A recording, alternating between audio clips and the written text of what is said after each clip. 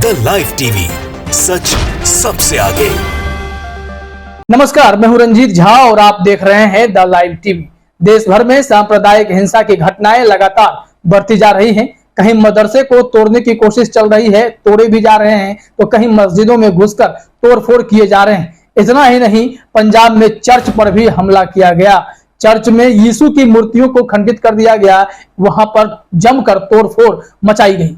इसके बाद कुछ लोग याचिका लेकर सुप्रीम कोर्ट पहुंचे और सुप्रीम कोर्ट ने इस मामले में सरकार के दलील को दरकिनार करते हुए बड़ा आदेश जारी किया है। गृह मंत्रालय से रिपोर्ट भी तलब की है। सत्यहिंदी.com ने इस मामले में जो खबर प्रकाशित की है उसमें कोर्ट रूम में क्या हुआ उस बातचीत का भी थोड़ा अंश रखा गया है, वो भी हम आपके साथ साझा करेंगे। लेकिन देश में नफरत का माहौल जो पैदा कर रहे हैं उन लोगों के प्रति सुप्रीम कोर्ट ने कड़ा रुख अख्तियार किया है और सरकार की दलील को दरकिनार किया है। सरकार क्या दलील दे रही थी वो जानेंगे तो आपको हैरानी होगी। सरकार इस मामले में कह रही है कि कुछ लोग आपके पास आ जाते हैं याचिका लेकर, वह वेब पोर्टल पे छपे लेख के आधार पर कार्रवाई की मांग कर रहे हैं, लेकिन इस तरह की घटनाओं में अधिकतर घटनाएं झूठी होती।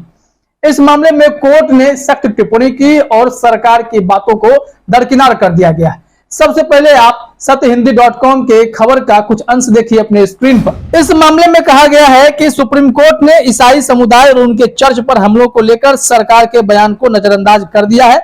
सुप्रीम कोर्ट ने गुरुवार को गृह मंत्रालय से कहा कि वह उत्तर प्रदेश, मध्य प्रदेश, हरियाणा, कर्नाटक, ओडिशा, छत्तीसगढ़ और झारखंड सहित कई अन्य राज्यों से ईसाई संस्थानों पर हमलों पर रिपोर्ट मांगे, जैसा एक जनहित याचिका में आरोप लगाया गया है। 2 हफ्ते पहले हुई सुनवाई पर सरकार ने ऐसी रिपोर्ट को गलत बताया था, लेकिन इसी बीच 2 दिन पहले पंजाब में चर्च पर हमले की खबर आ गई, जिसके बाद सुप्रीम कोर्ट सख्त हो गया है मामले पर और फिर सरकार से रिपोर्ट तलब की गई है। सिर्फ पंजाब में ही नहीं, वैसे राज्य जहां पर सांप्रदायिक दंगे भड़कने के चांसेस बने रहते हैं, वहां पर सांप्रदायिक हिंसाएं हो रही हैं, तो ऐसे मामलों में सुप्रीम कोर्ट ने पहले भी एक नियमावली बनाई थी जिसमें यह कहा गया था कि हमारे नियम के अनुसार हमने जो आदेश दिए उसको पालन करें ताकि दंगे कम हो, हिंसा रुके। क्या उस नियमों का, उस आदेश का पालन किया जा रहा है या उसकी अनदेखी की जा रही है? इस मामले पर भी सुप्रीम कोर्ट ने रिपोर्ट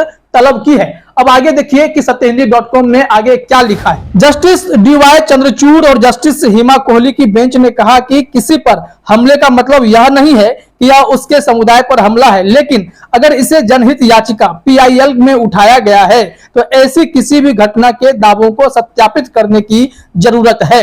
मतलब सरकार की दलील तो यह थी, सरकार के जो सॉलिसिटर जनरल हैं वो यह कहने गए कि इन सब बातों पर ध्यान मत दीजिए। वेब पोर्टल पर कोई लेख लिखा गया है, उसमें लोग अपना हित साधने की कोशिश करते हैं और इस वजह से लोग PIL दाखिल करते हैं। लेकिन सुप्रीम कोर्ट ने साफ साफ कह दिया कि मुझे उससे मतलब नहीं है, जनहित याचिका है, इसमें कितने दावे में सच्चाई है उसका सत्यापन भी जरूरी है। तो हम इस मामले की जांच करेंगे और हमने जो पहले आप लोगों को आदेश दिया था उस मामले में आपने क्या कार्रवाई की है इसकी रिपोर्ट आप अपने राज्यों के गृह विभाग से मांग कर हमें दिखाएं, जमा करें। अब देखिए आगे क्या हुआ। सॉलिसिटर जनरल तुषार मेहता ने कहा कि सत्यापन पर यह पाया गया है कि जनहित याचिका में अधिकांश कथित मामले झूठे हैं और एक वेब पोर्टल पर प्रकाशित एक लेख पर आधारित है। उन्होंने कहा कि इस तरह की जनहित याचिका में कोर्ट को आदेश नहीं देना चाहिए, नहीं तो भानुमति का पिटारा खुल जाएगा। अब देखिए, सरकार बार बार अपने गिरेबान में झांकने की बजाय उन घटनाओं से अपने आंखें मूंद लेना चाहती है। वो चाहती है कि जो घटनाएं हो रही है उसे सरकार मतलब ना रखे, अगर हो भी रही है तो उसे इस तरीके से पेश करें जैसा कि देश में सांप्रदायिक हिंसा भड़कता ही नहीं है, दंगे जैसे स्थिति पैदा ही नहीं की जाती है। लेकिन ऐसे आंकड़े तो NCRB के यही कहते हैं कि देश में मोदी सरकार के आने के बाद खूब सांप्रदायिक हिंसे हुए हैं। हिंदू मुस्लिम की सियासत भी जमकर की जा रही है। एक समुदाय को साधने के लिए दूसरे समुदाय के प्रति जहर घोलने की कोशिश भी खूब की जाती है। तो ऐसे मामले को लेकर सुप्रीम कोर्ट हमेशा से सख्त रहा है। अब एक बार फिर से सरकार को भी फटकार लगाई है, गृह मंत्रालय को कहा है रिपोर्ट भेजी।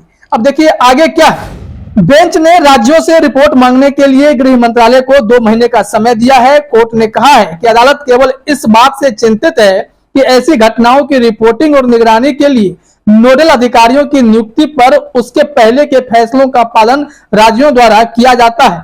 कोर्ट का आदेश नेशनल सॉलिडेरिटी फोरम के Rev doctor Peter Machado, evangelical fellowship of India के रेव विजयेश लाल और अन्य लोगों द्वारा देश में ईसाई समुदाय के सदस्यों के खिलाफ हिंसा का दावा करने वाली जनहित याचिका पर आया है। तो सत्य हिंदी ने इस मामले में बहुत ही सफाई से सारी बातें रखी हैं कि कोर्ट रूम में क्या हुआ और तुषार मेहता की बातों को कैसे सुप्रीम कोर्ट के जजों ने दरकिनार किया, नजरअंदाज किया, क्योंकि सरकार को साफ सुथरा दिखाने के चक्कर में ये सॉलिसिटर जनरल जो है तमाम पहलुओं से आंख मूंद लेना चाहते हैं, लेकिन जज को सब समझ में आता है।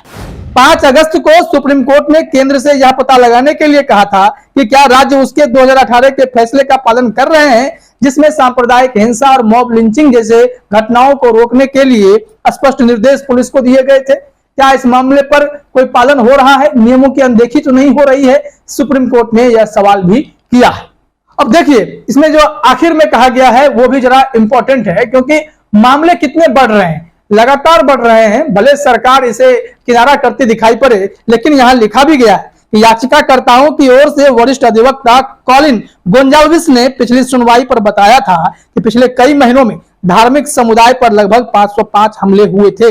जस्टिस चंद्रचूड़ ने सरकार से कहा, हमने तहसीन पूनावाला फैसले में ऐसे मामलों से निपटने के लिए एक रूपरेखा तैयार की थी, जिसके बारे में भी हम चर्चा कर रहे थे कि सरकार से ये पूछा जा रहा है कि सुप्रीम कोर्ट ने जो नियम बनाए, रूपरेखा बनाई, उसका पालन पुलिस कर रही है कि नहीं, उस निर्देश पे चल रही है कि नहीं। वही जस्टिस चंद्रचूड़ कह रहे हैं कि हम जानना चाहते हैं क्या राज्यों द्वारा फैसले में हमारे निर्देशों का पालन किया जा रहा है। अदालत में चल रही सुनवाई के बीच पंजाब के तरनतारन में एक चर्च पर हमले और पूजा स्थल को नुकसान पहुंचाने की भी खबर आई है। इसी तरह हरियाणा के विभिन्न जिलों से भी पादरियों और चर्च पर हमले की खबरें आती रहती हैं, शिकायतें पुलिस के पास आती रहती हैं। तो क्या इस मामले में पुलिस कोई ठोस कार्रवाई कर रही है? क्या सरकार इस मामले में गंभीर है, कोई एक्शन लिया जा रहा है? क्योंकि आप देखेंगे कि हर जगह इस वक्त नफरत का माहौल बनाया जा रहा है, नफरत की खेती की जा रही है। हैदराबाद में आप देखे होंगे कि किस तरीके से एक बार फिर से टी राजा सिंह ने माहौल खराब किया, मोहम्मद पैगंबर पर विवादित टिप्पणी की, जिसके बाद जगह जगह प्रदर्शन देखे गए। उससे पहले नुपुर शर्मा ने विवादित टिप्पणी कर दी, जिसके बाद यहां पर इस तरह की घटनाओं को देखा गया। मतलब साफ है, लगातार जो कोशिश हो रही है वह कहीं ना कहीं सांप्रदायिक सौहार्द बिगाड़ने की लगातार कोशिश होती है।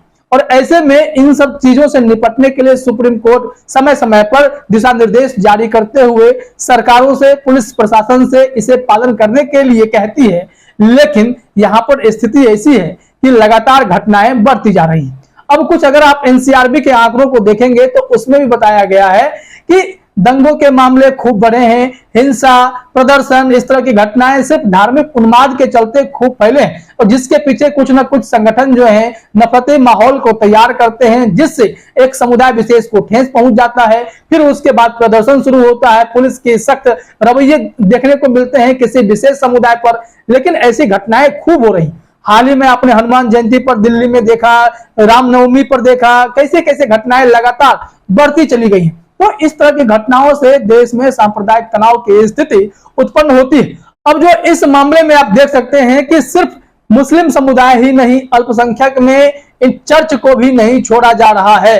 तो क्या ईसाई और मुसलमानों के प्रति नफरत का भाव जानबूझकर पैदा किया जा रहा है? इसके पीछे कई लोग जो है यह तर्क देते फिरते हैं कि इन समुदायों में जो है धर्म परिवर्तन के मामले आते हैं, दूसरे समुदाय के धर्म का परिवर्तन कराया जाता है। लेकिन इन सब बातों का कोई ठोस प्रमाण नहीं है। बावजूद इसके जो असामाजिक तत्व हैं या संघी मानसिकता के लोग हैं, इस तरह के लोग लगातार सोसाइटी में घुसकर या फिर मुस्लिम समुदाय के मस्जिदों में जाकर उन्हें परेशान करते हैं, उनके साथ मारपीट करते हैं, चर्च में घुसकर हमला करते हैं, तोड़फोड़ करते हैं। तो ऐसी लगातार घटनाएं आ रही हैं जो कहीं ना कहीं भारत के सांप्रदायिक एकरूपता पर चोट करती हैं, सांप्रदायिक सौहार्द की जो बात होती है उस पर चोट पहुंचाती हैं, जिससे कि हिंसा भड़कने का खतरा हमेशा बना रहता है। और ऐसे समय में सुप्रीम कोर्ट की यह टिप्पणी वाकई में बहुत महत्वपूर्ण है। सरकार इस मामले में क्या रिपोर्ट देती है, इंतजार करना होगा। फिलहाल इस वीडियो में इतना ही। आप सभी का हमसे जुड़ने के लिए बहुत बहुत धन्यवाद। द लाइव टीवी, सच सबसे आगे।